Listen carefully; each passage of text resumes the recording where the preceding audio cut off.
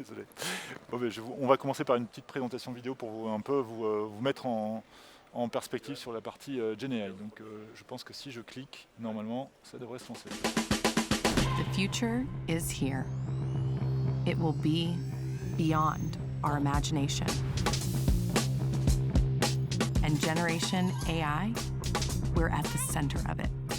This is our moment to unify everyone and everything, to break down the barriers between artificial, business, and human intelligence, to open up data and AI to everyone, everywhere, and to unlock a wave of innovation from mass participation. This is our moment to become data and AI companies, liberated from the past and open to a wildly expansive future. This is Generation AI, open to everyone and led by those brave enough to become something new. Welcome to the future.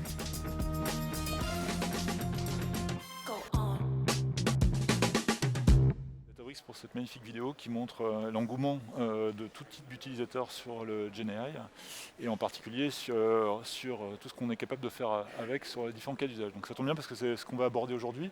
On va faire un retour sur l'enquête AI Today qui a été menée par Dataiku et Databricks en juin. Et on abordera en fait les différents sujets de l'enquête au travers d'un prisme qui est en fait ce que vous avez compris du thème de la conférence, la démocratisation, l'accélération et la confiance, avec Kenji et Lorraine.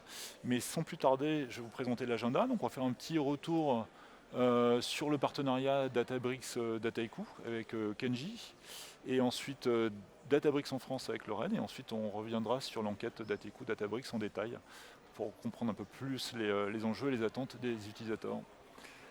Donc Dataiku et Databricks, Kenji, qu'est-ce que tu peux nous en dire? Alors, de manière très très simple, Databricks, les Krauss, c'est la couche basse, c'est les données, la gouvernance des données, et Dataiku, ça vient au-dessus, c'est l'orchestrateur de vos pipelines, c'est l'endroit dans lequel vous avez designé et opérationnalisé vos applications data. Je pense qu'on est en fin de journée, vous avez sans doute assez entendu parler de Dataiku c'est un temps, donc voilà, et c'est cette complémentarité-là. Nous, on se prend en charge du coup la variété des profils qui vont factuellement créer des données, et Databricks, on s'appuie dessus pour tout ce qui est calcul et pour ce qui est aussi data. Voilà. Bonjour à tous. Alors pour rebondir sur ce que disait Kenji, on a eu le plaisir de nommer Dataiku comme le partenaire de l'année sur l'IA avec nous. On a un partenariat qui s'est vraiment renforcé ces derniers temps et qui maintenant prend une ampleur assez significative. Donc on est vraiment heureux de consacrer ce partenariat aujourd'hui aussi avec vous. On l'a présenté aussi, nous, la semaine dernière, à notre événement que nous avons fait aussi autour du même thème, dans lequel on a rencontré beaucoup d'entre vous aussi. Qu'est-ce que tu peux nous dire, Kenji, plus particulièrement sur l'intégration de l'offre technologique complète Dataiku, Databricks? Alors, comment ça marche, Dataiku? Vous avez un flow dans lequel vous voyez, grosso modo, le pipeline, les opérations que vous allez faire sur les données. Et donc, si on parle un peu plus précisément de l'intégration, la première chose, c'est si vos données sont dans le cloud, dans des blobs, vous pouvez injecter très rapidement ça dans des données Databricks. Et donc, à partir de là, on va pouvoir faire plusieurs choses. On va pouvoir, si vous faites du SQL à la main, pousser tous les calculs dans Databricks. Si vous utilisez des recettes visuelles, c'est un atout fort de Dataiku que de permettre à des gens plus business, un peu moins experts, de faire des manipulations de données qui sont SQLisables. Nous, on prend en charge la SQLisation. C'est poussé aussi dans Databricks. Si vous êtes plus des gens avancés, qui faites du code, par exemple, vous allez pouvoir utiliser Databricks Connect, là, et une fois de plus, utiliser les capacités de calcul, les clusters de Databricks. Et enfin, les modèles, quand vous créez des modèles, pareil, on a une capacité de traduction qui permet de pousser les calculs dans Databricks. Voilà, donc, en fait, grosso modo, un flow peut entièrement être fait dans Databricks. Et puis hier, je pense qu'on a annoncé c'est calculé. C'est le partenariat commun sur LLMH et le GenAI. Alors en plus, oui, notre spécialité, c'est les AI. Hein. On est AI Partner of the Year. Vous avez entendu parler de Gen AI. Donc on fait du data management, on fait aussi beaucoup d'AI. Et Databricks a donc Mosaic ML, je ne sais pas si vous entendez parler, donc, qui est un modèle de fondation. Et dans le cadre de LLMesh, qui est notre nouvelle architecture qui permet d'orchestrer justement depuis DataIQ tous les services dont vous pouvez avoir besoin, vous pouvez aussi utiliser Mosaic ML dès à présent, et on est très content d'avoir Databricks comme launching partner de LLMesh. Voilà. Lorraine, Databricks en France alors? Alors Databricks en France, c'est plus de 120 personnes aujourd'hui sur la France. Hein. En l'espace de 4 ans, ça a été multiplié par 5 l'effectif. On a en équipe à peu près 70% du CAC 40 et on a aujourd'hui à peu près 150 clients en France qui consomment du Databricks. C'est quand même assez conséquent en termes d'investissement et sur l'accompagnement des clients. Voilà, effectivement, on a fait grossir les équipes de manière significative. On est de plus en plus présent. On a diversifié les équipes aussi pour vraiment accompagner nos clients tout au long de l'expérience, pour les faire monter en compétences et pour les faire s'approprier la plateforme aussi le mieux possible. Vous voyez effectivement un certain nombre de logos. On a des logos communs. Hein. Michelin, typiquement, Michelin, Sanofi sont tout à fait des clients qu'on a en commun et avec lesquels on fait beaucoup de belles choses. Mais très bien. Eh bien, écoutez, je pense que c'est une bonne introduction pour parler de l'enquête Databricks DataIQ. Donc, pour résumer en fait sur l'enquête en détail, elle a été menée en juin sur à peu près 400 personnes réparties sur c'est une enquête mondiale sur des personnes qui sont des leaders de la data et de l'IA dans des organisations assez importantes. Et en fait, l'enquête va être apportée sur la perspective de l'IA, les cas d'adoption, l'usage, l'adoption de l'IA, la démocratisation et la gouvernance autour de l'IA pour solliciter un petit peu les utilisateurs sur l'appétence, leurs envies et leurs préoccupations. Et c'est justement ce qu'on va aborder tout de suite. Sur un premier angle, il y a la démocratisation qui a été soulevée par l'enquête. Et ce qu'on voit tout de suite, c'est que la plupart des personnes interrogées déclarent « oui, je vais adopter l'IA générative dans les 12 prochains mois ». Je pense que cette enquête était menée en juin, donc c'était un peu nouveau en juin. Là, aujourd'hui, ça tombe un peu comme une évidence dans l'événement.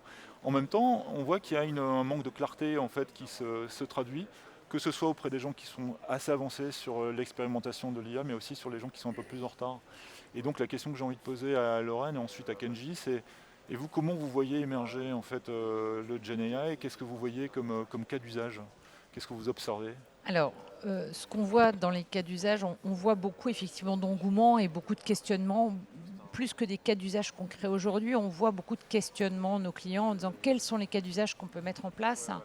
Et je pense que ça, c'est une démarche qui est vraiment très importante, c'est de se poser les bonnes questions. On a le cas d'usage le plus fréquent, le plus populaire, qui est le chatbot de base qu'on peut implémenter dans l'entreprise à n'importe quel niveau, sauf que ce n'est pas si simple que ça. En fait, l'idée, et nous, les recommandations qu'on fait, c'est plutôt de se focaliser sur des cas d'usage, sur toute l'efficacité opérationnelle. Ce ne sont pas des cas d'usage qui sont forcément très visibles ni très sexy, mais ce sont des cas d'usage qu'on va faire porter sur les processus, sur l'amélioration de certains processus dans l'entreprise, sur l'automatisation de code, sur l'automatisation de choses voilà, qui ne sont pas visibles, mais qui ont une redoutable efficacité au niveau opérationnel et surtout en termes de coûts. Kenji? Alors oui, effectivement, j'ai fait beaucoup d'entretiens clients ces derniers temps sur Gen AI, comment démarrer. Et je dirais que en fait, il y a des cas d'usage relativement simples. C'est-à-dire qu'avec Gen AI, comme avec n'importe quelle technologie, on peut tout de suite aller imaginer des use cases incroyables, on peut tout de suite imaginer des degrés de sophistication dans la technique qui sont tentants parce que si on lit des blog posts, ça a l'air chouette, etc. Maintenant, énormément de la valeur peut être faite sur des choses relativement simples. Alors, plus précisément, des choses relativement simples, c'est que vous avez sans doute déjà une pratique, par exemple, sur des données structurées. Ce qui est incroyable avec Gen AI, c'est que vous pouvez du coup utiliser des données non structurées et en extraire facilement des choses structurées. Donc ça, c'est facile d'injecter, d'étendre tout de suite la typologie des données que vous utilisez. Un exemple très simple, par exemple, suivre les réactions sur les réseaux sociaux liées à des produits. Pour suivre les tendances, vous pouvez du coup prendre ces données qui sont non structurées, les ranger avec des indicateurs qui vous arrangent, d'appétence, d'émotion, etc. Et facilement créer donc des tendances et même des dashboards de suivi avec des citations, etc. Donc voilà un exemple très très simple. Il y a aussi le fait de générer effectivement du texte. Vous faites du prédictif, vous pouvez passer de choses où vous avez ordonné, je ne sais pas, par exemple, je vais prendre des produits que vous voudriez vendre, et ben, vous retransformez en quelque chose d'un peu plus personnalisé, avec un ton, un texte qui dit pourquoi, les argumentations autour des produits. Voilà, c'est des choses très très simples à faire. Et effectivement, le chatbot qui est courant, qui apparaît partout, voilà, il n'y a pas grand chose à dire. Vous avez des documentations internes, vous voulez ventiler le savoir. Eh ben, GenAI, c'est idéal. C'est magique, ça fait du raisonnement et c'est capable d'aller chercher l'information précise quand on fait du RAG, par exemple. Donc ça ne demande pas une sophistication énorme. Vous allez avoir beaucoup de valeur avec ça. Prouvez la valeur si vous voulez commencer. C'est ce qui vous donnera confiance. Et Lorraine, comment réussir cette démocratisation du GenAI en entreprise ? Alors, la démocratisation, déjà, elle est en bonne voie dans le sens où l'engouement est tel que une des difficultés de la démocratisation, c'est l'adoption par le plus grand nombre. Or là, tout le monde parle de GenAI, que ce soit les écoliers, que ce soit dans les entreprises. Vraiment, ça se passe à tous les niveaux. Maintenant, comment démocratiser ? Après, qu'est-ce que ça veut dire vraiment démocratiser ? Ça veut dire, dans l'entreprise, ça doit rester guidé par une vision, par un leadership fort justement sur cette direction pour aller vers le GenAI, hein, donc vraiment du top-down et du bottom-up. Hein, c'est vraiment, on parle de tout le monde, de toutes les entités business, de toutes les strates de population dans l'entreprise. Et je pense que déjà, ça, ce sont deux ingrédients à part entière. L'idée, c'est aussi de s'attacher au processus, aux people, de faire en sorte que, et ça, c'est la beauté de GenAI, c'est que finalement, vous donnez accès à tout le monde à l'intelligence artificielle tout en sauvegardant les outils, les interfaces qu'ils ont au quotidien. Et c'est ça aussi qui va faire que l'adoption va être massive. C'est que vous n'allez pas faire une révolution dans leur quotidien, vous allez au contraire améliorer leur quotidien avec des outils extrêmement simples qui sont des outils auxquels ils ont l'habitude. Mais je dirais que la démocratisation de l'AI, il y a quand même une chose fondamentale dont on n'a pas parlé, c'est la fondation data en dessous.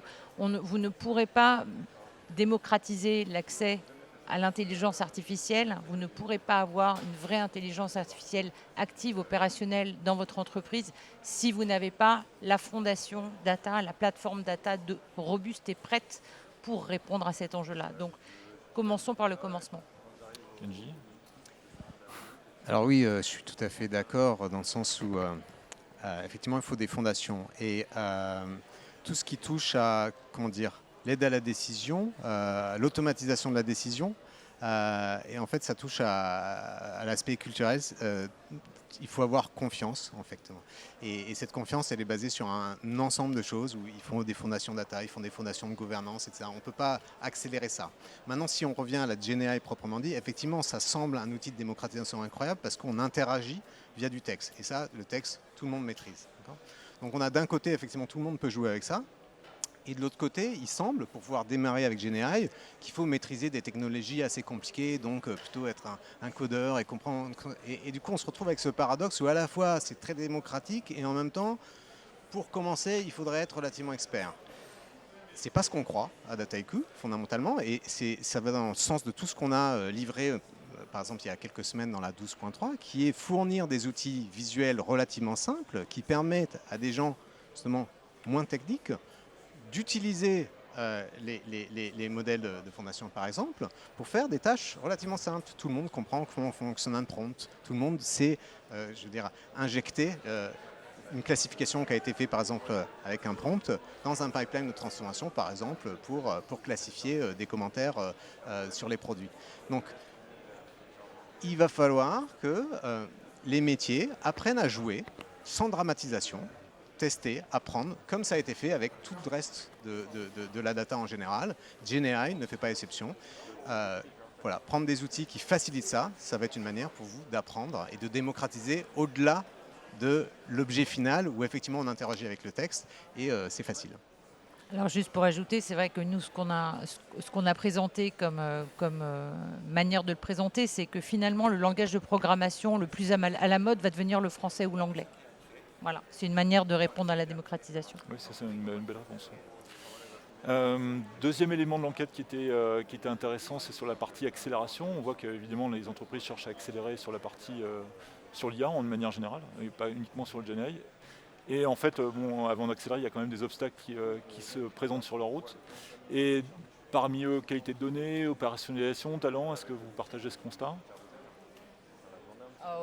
Oui, oui, tout à fait. Enfin, aujourd'hui, encore une fois, l'opérationnalisation finalement de l'AI, ça passe aussi, alors pour nous, Databricks, plateforme data, ça passe aussi par une rationalisation. C'est-à-dire qu'aujourd'hui, on voit beaucoup de clients sur le marché qui viennent du data warehouse, qui ont du data lake, du data warehouse, qui démultiplient les sources de données, qui du coup ont des entreprises, des équipes silotées, on a une plateforme data qui appartient à l'IT quelque part, et puis les métiers n'y ont pas vraiment accès, ils voudraient avancer sur des produits data, mais des produits d'IA, mais qui n'ont pas forcément accès au bon, etc. Donc l'idée encore, et c'est ce que Databricks propose au travers de sa plateforme Lakehouse au départ, c'est de rationaliser l'ensemble déjà des sources de données, d'y mettre une couche de gouvernance à la hauteur des meilleures gouvernances qu'on peut trouver sur le marché aujourd'hui et de fournir une plateforme ouverte, collaborative, multi-cloud et de permettre à chacun finalement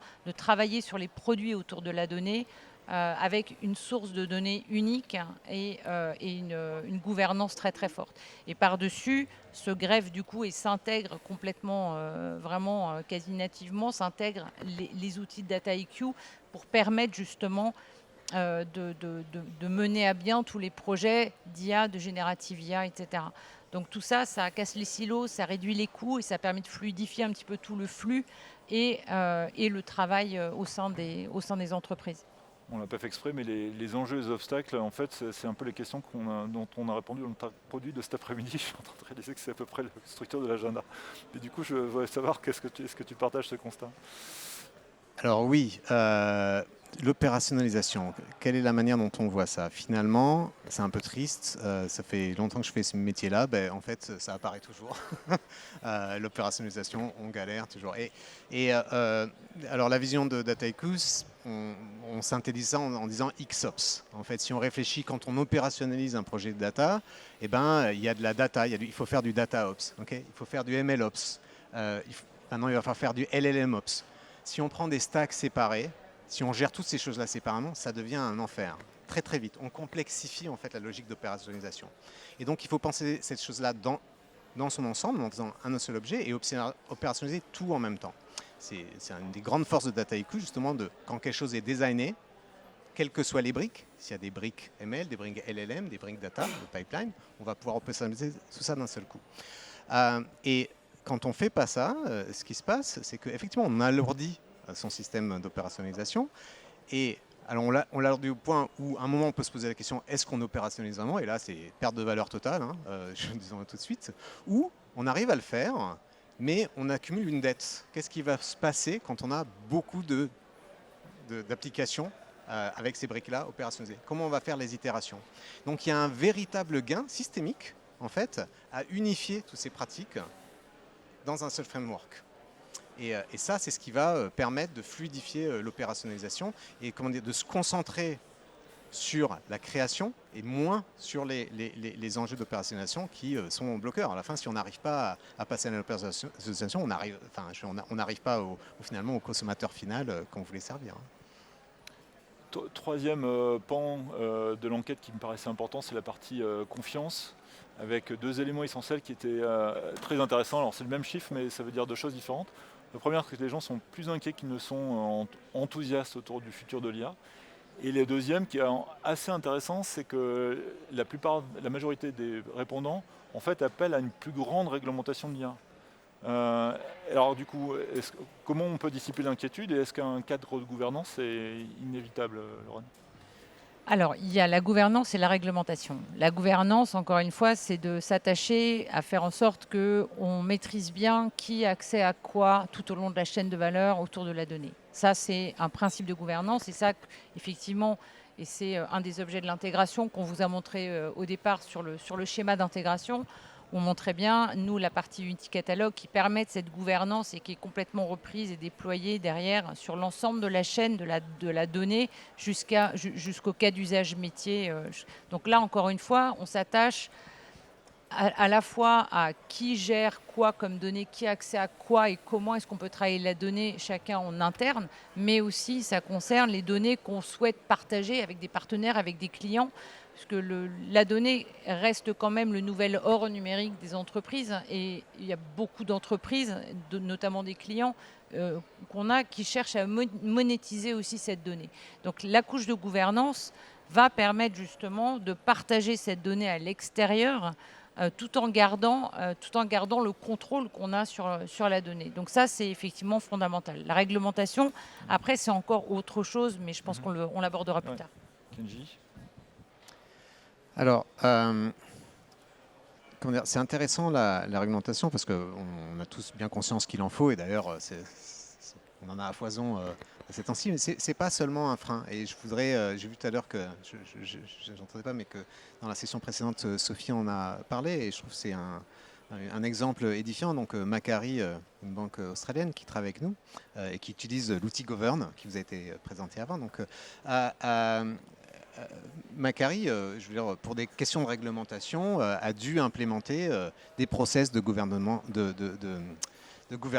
assez stricts, notamment pour pouvoir faire du reporting financier. Et donc, dans ces choses-là, il y avait définir effectivement qui va donner la validation en termes de risque, qui va donner la validation en termes scientifiques, etc., en termes de risque financier, en termes scientifiques, etc. Donc, en fait, c'était définir, en fait, pour un projet donné, la liste des individus, la liste des axes sur lesquels on veut mesurer les risques et comment, et tout ça à des buts de reporting. Ce qui est très intéressant dans le cas de Macquarie, c'est que ça vient de la réglementation, mais au final, le fait d'avoir mis ce processus interne pour ce cas de reporting a été réutilisé de manière plus générique dans l'entreprise. Et en fait, c'est cet élément-là qui a donné une confiance suffisante pour que l'entreprise bouge, en fait. Ça a donné les choses sont sous contrôle. D'accord ? Et donc, on peut voir les questions de réglementation sur des choses qui vont aussi vous épauler en interne, quand vous savez les faire, parce que ça va vous donner les bonnes pratiques. D'accord ?